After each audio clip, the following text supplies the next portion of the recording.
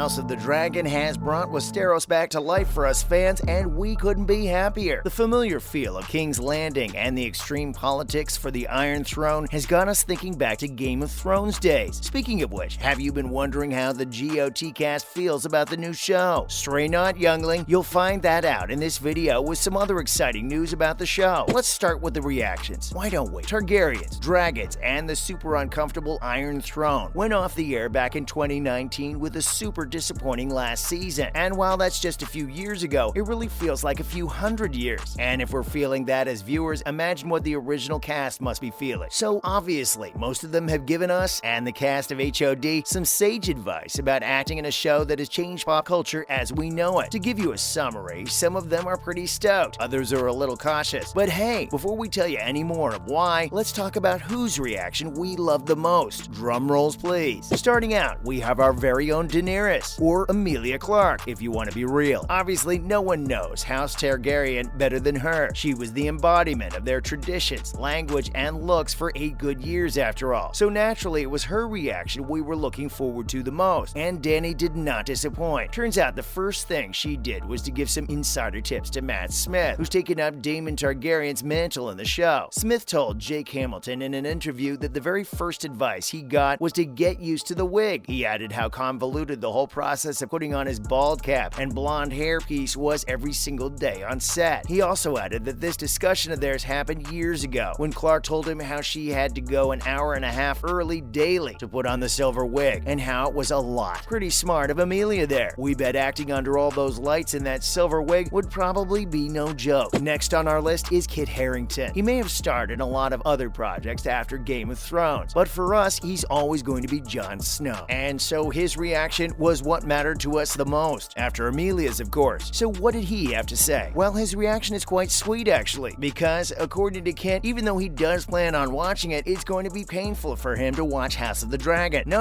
it's not because of that last season, but because of how his experiences from GOT are still fresh. He says it'll be painful to watch the familiar outfits, set, and hear all that music when he isn't part of it. Guess the king in the north's gonna go through a bout of FOMO. Well, we think it's super nice of him to give that comment, and so characteristic of Jon Snow, no? Then we have Ross Leslie with her predictions. Our favorite wildling left the show far too soon for us to like, but she did leave her impact on the show and on some people's lives, if you know what we mean. And while her husband may feel left out, we're sure Leslie's going to love the show because she was all praises for the show even before it had aired. She mentioned how she was expecting high-quality programming, because that's how HBO rolls. And even though House of the Dragon set 200 years from their version of the story, the world of Westeros and King's Landing looks as rich and impressive as it did back in their day. After that, we have Nikolai Coster-Waldau. Now, this man probably had one of the craziest character arcs in the show. He fell in love with his sister, crippled Bran, lost his hand, kind of maybe fell for Brienne of Tarth, played his part to save Westeros, and then died a sad death with Cersei. Safe to say, the guy's probably been one of the most regular characters in the previous show. So was it weird for him to watch the same world come back to life without him? We think so, because in an interview with People magazine at the Cannes Film Festival, the actor said how surreal it was going to be to watch the show. He said this after watching the first trailer, which probably made him realize how there's no Jaime to ruin the peace in King's Landing this time around. He also complimented the cast of HOD, hoping for their success and calling them all incredible. Moving on, we have Gwendolyn Christie's love for the show. If there's one character we love to watch protect Rhaenyra, it would be Brienne of Tarth. Every single fan loved her rugged warrior persona, and the actor herself did too. But while she may not be part of the show, when she was asked if she's looking forward to it at San Diego Comic-Con, she agreed and added how it would be a treat for the fans. She also added that it'll be great for people to watch a continuation of the same universe they'd come to love. Even Richard Madden was all hyped up. His ending may have been the most ill-fated one in the show, what with the Red Wedding and all, but Madden never stopped following Game of Thrones or the crazy world of Westeros. In fact, he recently starred with his long-lost brother Kit Harington in Marvel's Eternals, and while that was probably one fun ride for both, he's even mentioned how excited he was about GOT's prequel. According to the actor, he was definitely going to watch the show. In fact, he even went on to say how relaxing it would be to not be part of the show.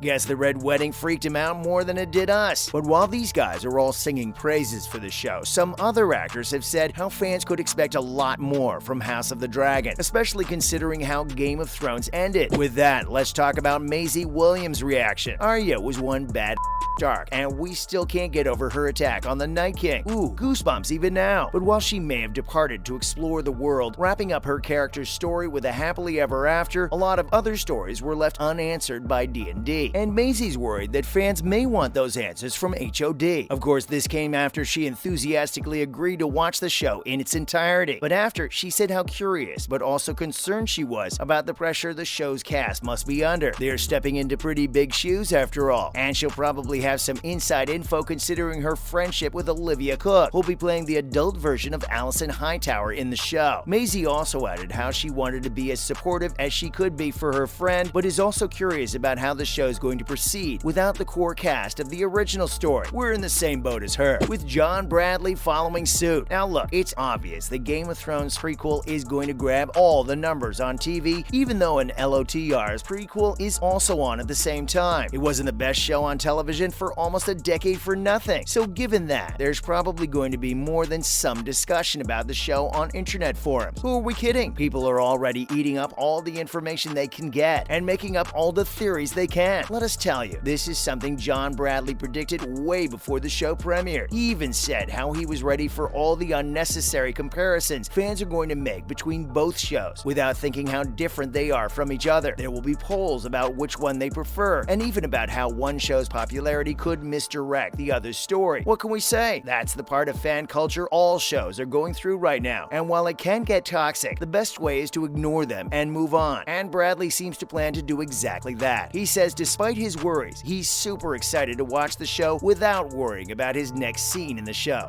What is this pressure, guys? Even we've started feeling it now. It's not pretty. But all that aside, last but not least, we have Peter Dinklage. This one's a reaction we were waiting for most. But as his character in GOT, Dinklage also doesn't fear speaking his mind. And that's what he did by saying how he hopes this show's actually an authentic story instead of a money grab. Oof, someone may have some residual bitterness about the botched last season, no? But hey, we don't disagree with the guy, because despite the stellar cast, we were even worried about the show's quality of storytelling. Of course, all that's come to rest now that we've seen the amazing performances, but you can't blame us for being cautious, because in Dinklage's words, too many sequels could pale in comparison to their real original counterparts. But even then, he mentioned that aside from his obvious cynicism, he's pretty excited to watch HOD. And that's exactly what a true supporter should say. That's a wrap for this video. What are your reactions to House of the Dragon? Let us know in the comments below. Make sure to give this video a thumbs up and subscribe to our channel for more videos like this. See you in the next one.